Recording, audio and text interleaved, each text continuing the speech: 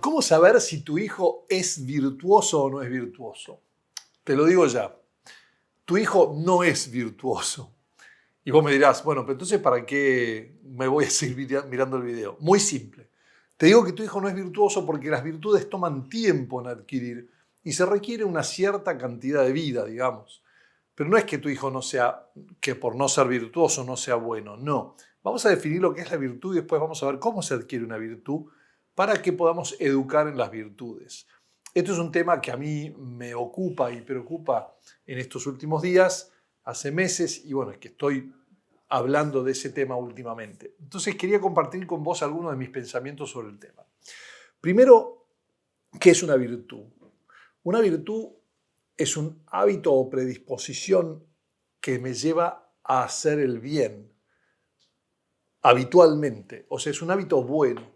¿Qué quiere decir esto? Que yo, ante cualquier situación, mi respuesta inmediata como segunda naturaleza es hacer lo correcto, hacer el bien. Y eso es muy difícil en un niño por un solo hecho. No tiene prudencia. ¿Por qué no tiene prudencia? Porque no conoce la realidad. A ver, los chiquitos ponen los dedos en los enchufes porque no entienden de la electricidad. Entonces es difícil, hay que explicarles. Con lo cual, estamos contentos si un niño es obediente. Vamos a hablar de las virtudes de una manera análoga. Nosotros tenemos en la humanidad al hombre antiguo. El hombre más antiguo de todos, vamos a poner a Adán y Eva, los primeros hombres y mujeres, el primer hombre y mujer. Su rol era nombrar todas las cosas, ¿sí? Ellos tenían que nombrar todas las cosas y gobernar el mundo, y luego multiplicarse. Pero ¿qué es lo que hicieron? En vez de Adán nombró las cosas, Dios le dijo que eso estaba muy bien, también luego se multiplicaron, pero luego del pecado, pero en el interín ellos se equivocaron y pecaron. En esta historia, en esta narrativa, el hombre antiguo al pecar se dice que desobedeció una sola orden que tenía que obedecer. Y para volver a ser virtuoso, perdió la virtud, perdió la claridad mental, perdió la capacidad de nombrar las cosas, perdió todo aquello que le hacía ver la realidad tal cual es y actuar según esa realidad. Que ese es el hombre virtuoso, en suma. Entonces, al pasarle esto a Adán y al ser expulsado de ese jardín, de ese paraíso donde tenía todo, si no servido, lo tenía para gobernar y tenía todo servido, sí, lo tenía servido, vamos a decir, frutas, verduras, todo lo que quisiera. Los animales lo obedecían, había armonía en todo. Esa es la vida de la virtud, la vida feliz. Y tienen que pasar, vamos a decir, según algunos cuentos, algunas narrativas bíblicas, unos 6.000 años o 4.000 años, dirían algunos, hasta Cristo, si tomamos una de las narrativas. Otros dirán 250.000 años, otros dirán, no importa la cantidad de tiempo. Vamos a tomar una narrativa fácil porque esto es analógico, para que entiendas cómo funcionan las virtudes y cómo vos tenés que pensarlas. Ese primer hombre, que era científico, sabía, porque había nombrado todas las cosas, al salir del jardín, sus hijos y los hijos de sus hijos, empezando por Caín, etcétera, terminan perdiendo la memoria de esa ciencia. Y lo que ellos tienen que hacer para volver a entrar al paraíso es obedecer. Así como el padre desobedeció y fueron echados del paraíso, el paradigma del hombre virtuoso en la edad temprana es el obedecer. Obedece a aquellos que saben más que vos. En este caso, a la revelación divina. En el caso de los niños, obedece a papá y a mamá y a las autoridades competentes, que son las que tienen autoridad legítima sobre vos.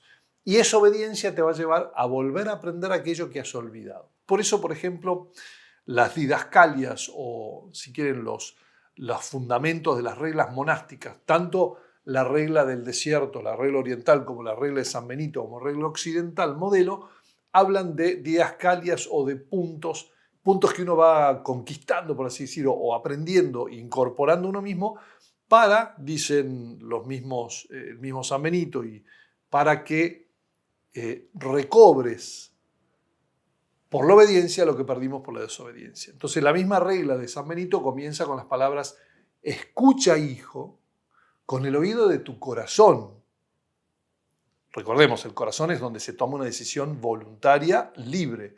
Escucha, hijo, con el oído de tu corazón, ausculta, dice, a tu padre o a aquel que sabe más, a la autoridad, al superior, a tu padre, para que a través de esa obediencia y de esa sabiduría vos puedas volver a recuperar lo que nuestros padres primeros perdieron por la desobediencia. Entonces, en la temprana edad, tu hijo es virtuoso si es obediente, pero tiene que ser obediente de primera. Y todos sabemos que la naturaleza caída nos hace a que hay cosas en donde tu hijo no va a obedecer de primera.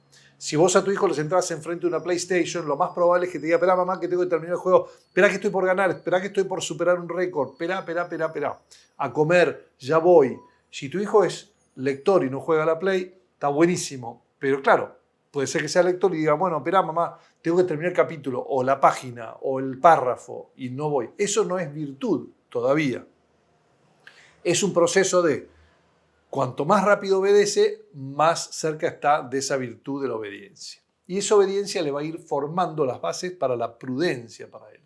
La prudencia, ¿qué es? Definida como el ver la realidad tal cual es y el elegir, o sea, ver los fines tal cuales son y elegir los medios necesarios para adquirir esos fines, los fines buenos. Y entender lo que es bueno de lo que es malo. Eso requiere una vida larga y entera y bien vivida.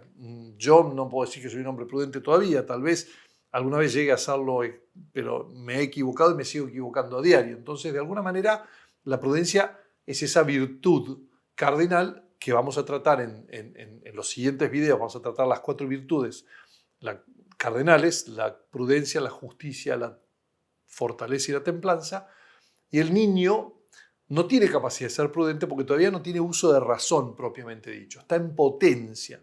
Lo que le corresponde a él es la obediencia, y dentro de la obediencia, ¿qué pasa? Él sufre, de alguna manera, embates exteriores o las cosas de afuera, el frío, el calor, sufre el hambre, sufre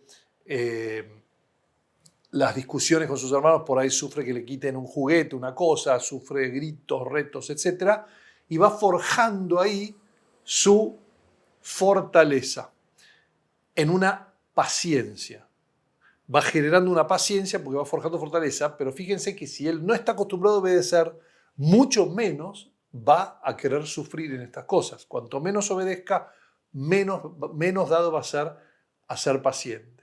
Entonces, un niño joven de 0 a 7, 8 años, su función principal es obedecer y de esa obediencia forjarse en paciencia para fertilizar, por así decir, el campo, el suelo, el alma, en lo que es.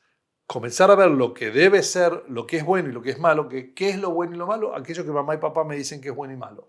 Yo escucho a los que tienen más experiencia de vida, confío en ellos y eso lo tomo por un argumento de autoridad. ¿Qué es el más débil de los argumentos? Sí, es el más imperfecto.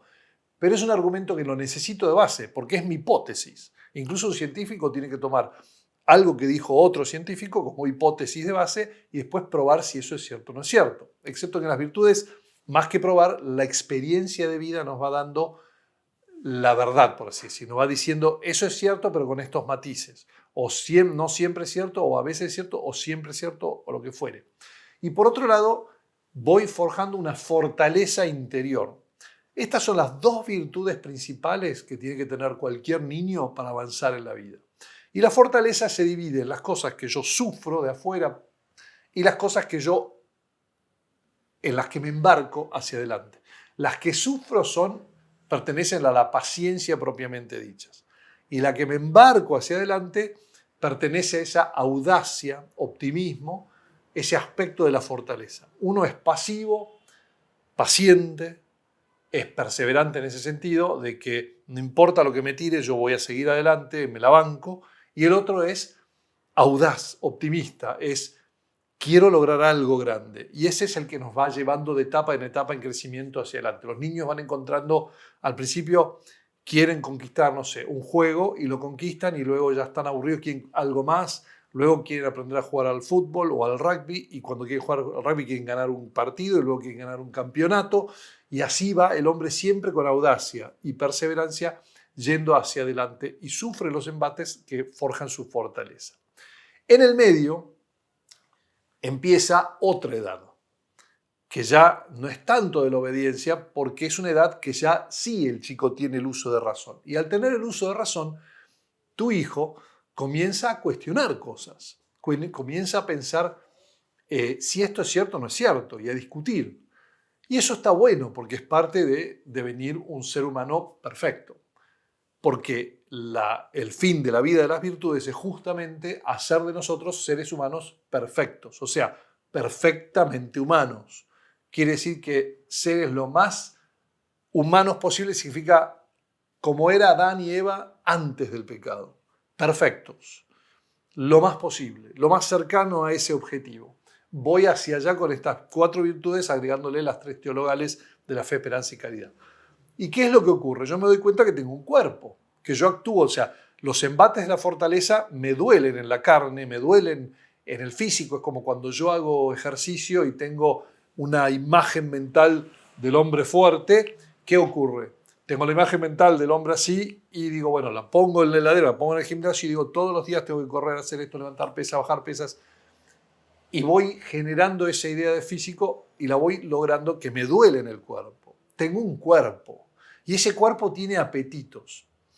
Y es a partir del pecado original, es a partir de esa narrativa inicial. Si vos sos estoico y no católico, no cristiano, y decís, no, yo soy estoico, no creo en eso.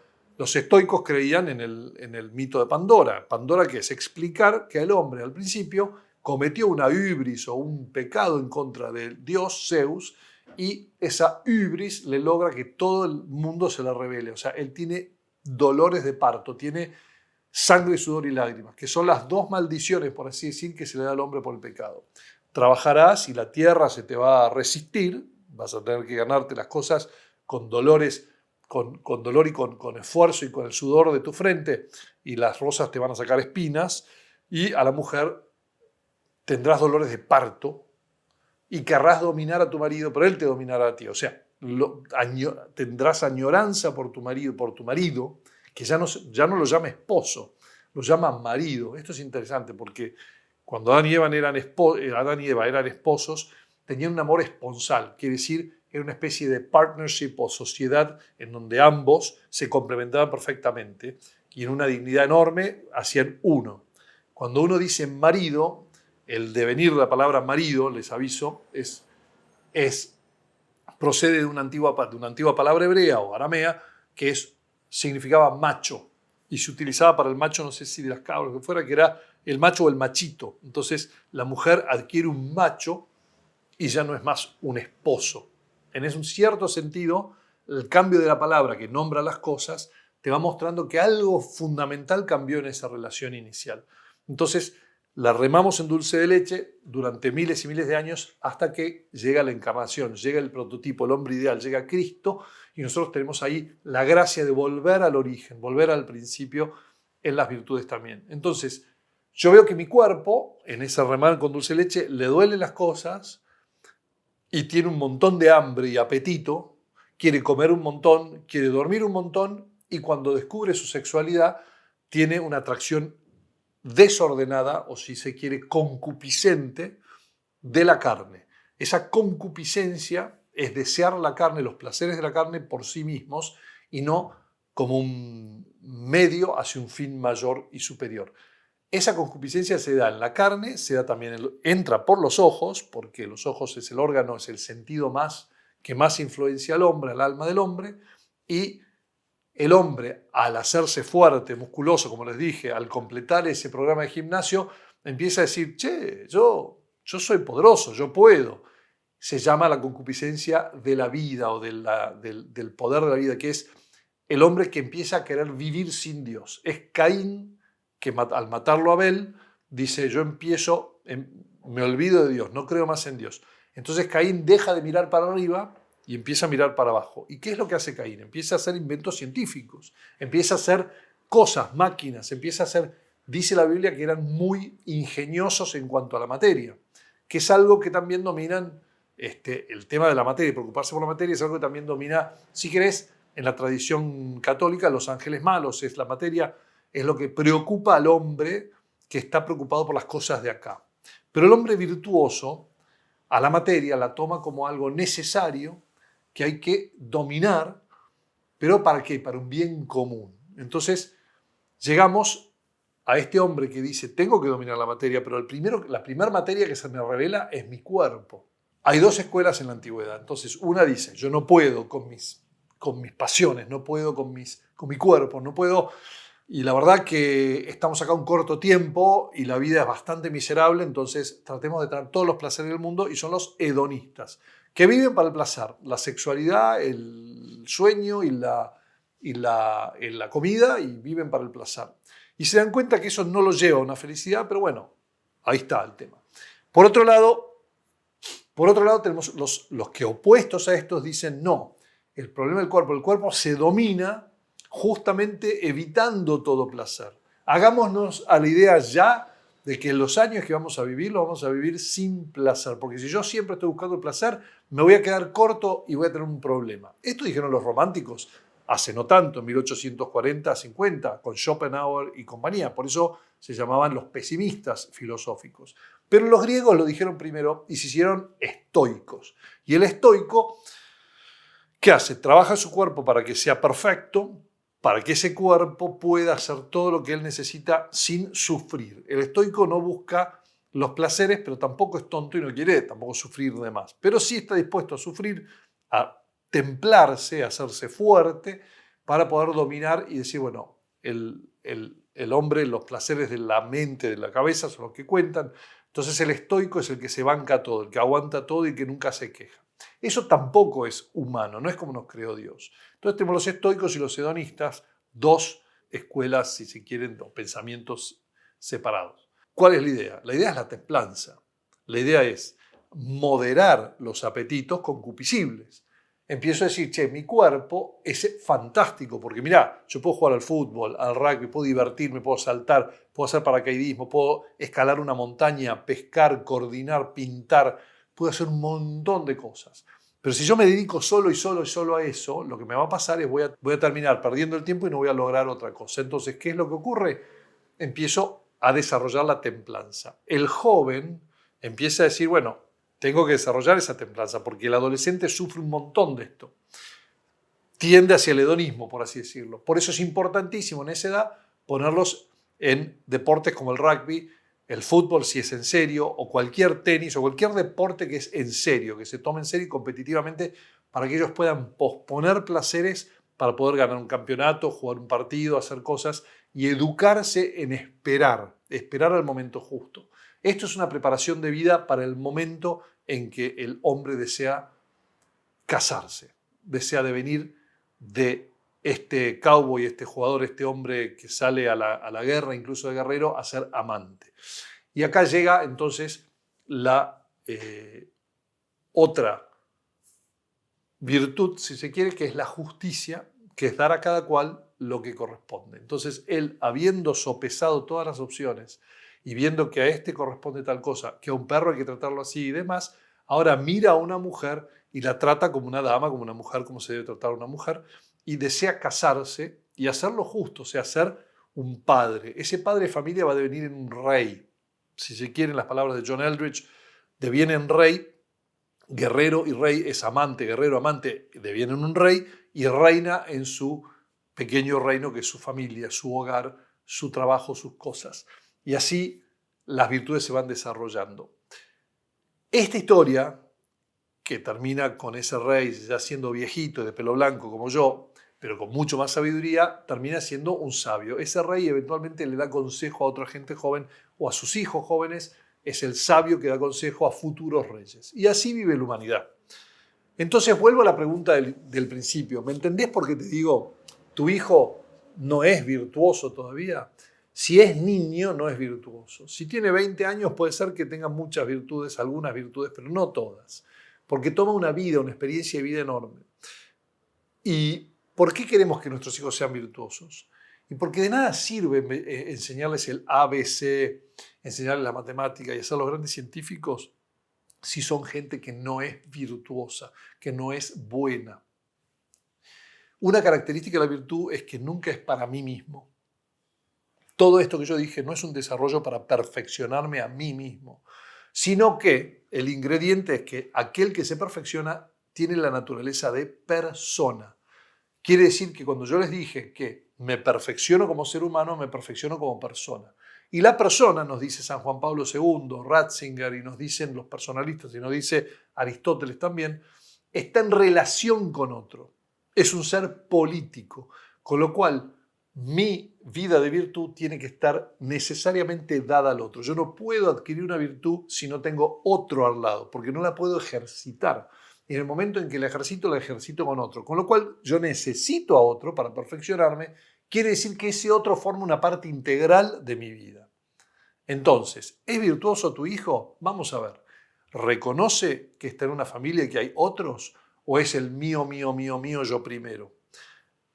¿Obedece tu hijo los mandatos de sus padres y de su madre? No digo de sus hermanos, porque los hermanos siempre dan órdenes y no necesariamente tienen la autoridad. De sus maestros, de un policía cuando le pide que pare en la calle, que no cruce por allí o lo que fuera. Obedece a las autoridades legítimas. Y obedeciendo va entendiendo que obedecer es mejor que desobedecer, o sea, va adquiriendo prudencia, va entendiendo los límites, va entendiendo que cada cosa va en su lugar, la justicia, y es capaz de comer último, de servirse menos sal, de mortificar la carne de alguna manera, o sea, adquiere templanza.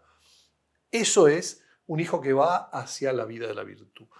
¿Por qué digo que no es virtuoso? Porque no confundamos el trabajo, o sea, los ejercicios. Por ejemplo, no confundamos las flexiones de brazos con la competencia de rugby o de fútbol, con el partido. No, la virtud se adquiere cuando cuando a mí no me cuesta hacer las cosas. Cuando naturalmente obedezco a quien debo obedecer, cuando naturalmente me puedo privar de cosas porque puedo posponer el placer porque no es lo que corresponde. Por ejemplo, un joven que está de novio puede posponer las relaciones sexuales con su novia porque no está casado. Eso significa que él es templado, es capaz de, además de justo, porque está actuando con justicia, porque aún no es su esposa, él todavía no le dio un sí esponsal y que se va a ocupar no solo de ella, sino que de la prole que surge de ambos. Ese hombre es templado y sabe esperar. También puede esperar en la comida, es templado. Aguanta los embates, aguanta los días que no tiene trabajo, buscando trabajo, camina a la calle, aguanta las veces que las cosas le salen mal y no se queja, sino que mantiene su alegría. Es un hombre fuerte, tiene fortaleza, está listo para ser un caballero, por así decir.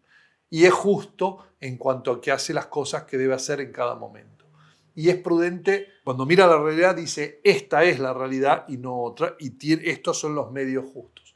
Ni se excede ni se queda corto.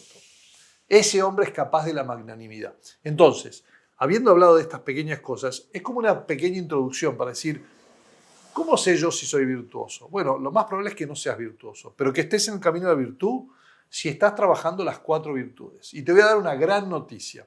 Santo Tomás de Aquino, el gran maestro, filósofo, teólogo y que escribió de las virtudes mejor que nadie, te dice que si tenés una de estas 4 virtudes cardinales, si adquirís una, si concentrate en una, en ser prudente, en ser justo, en ser templado, en ser fuerte, y vas a lograr tener las otras 3, o sea, las 4 juntas. En otro día vamos a hablar de la fe, la esperanza y la caridad, pero yo creo que con esto es suficiente para hacer una introducción. En mi próximo video te voy a hablar de la prudencia en sí. Y te vas a sorprender, porque la prudencia depende de que seas absoluto y totalmente realista. Lo mismo la justicia. En otro video te voy a hablar de la justicia, también de la fortaleza y de la esperanza. Entonces, nos vemos en próximos videos. Espero que te haya servido este contenido, por lo menos para ubicarte en la palmera en cuanto a las virtudes. Y no quería irme sin contarte que si querés saber más sobre la virtud, hacé clic en el enlace que te dejo acá abajo, porque ahí vas a tener una descripción de una clase abierta que tengo sobre el tema. Un vivo y una clase que te van a ayudar a ubicarte en este tema de las virtudes y la importancia que tiene en la educación de tus hijos y en tu propia vida y educación continua.